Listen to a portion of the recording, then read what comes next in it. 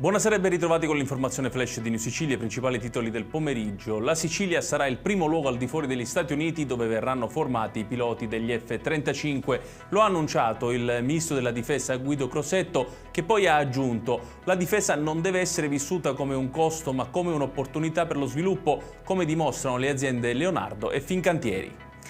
Si è tenuto a Roma un incontro fra il presidente della regione Renato Schifani e l'amministratore delegato di ANAS Claudio Gemme. Obiettivo prioritario dell'incontro è stato un miglioramento del coordinamento della struttura commissariale guidata dallo stesso Schifani e l'ANAS.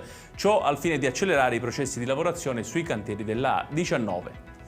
Una gara di solidarietà internazionale ha permesso a una bambina senegalese di 6 mesi affetta da una grave cardiopatia congenita di essere salvata grazie a un intervento chirurgico eseguito al reparto di cardiochirurgia pediatrica dell'Arnas civico di Cristina Benefratelli di Palermo. Grande competenza e generosità della nostra sanità, il commento del presidente Schifani. A partire da sabato 5 luglio nei negozi della Sicilia si potrà dare il via ai saldi estivi. Lo stabilisce un decreto dell'assessore regionale alle attività produttive Edi Tamaio. La chiusura delle vendite di fine stagione è invece prevista per il prossimo 15 di settembre. E chiudiamo con il meteo. Nella mattinata di domani continuerà a regnare il sole su tutta la Sicilia con le temperature che non accenneranno a calare.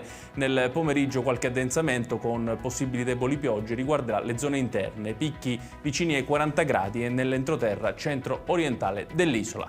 Ed è tutto per questa edizione. Tutti i dettagli su queste notizie li trovate come sempre sul nostro sito www.newsicilia.it. Grazie per averci seguito e buon proseguimento di serata.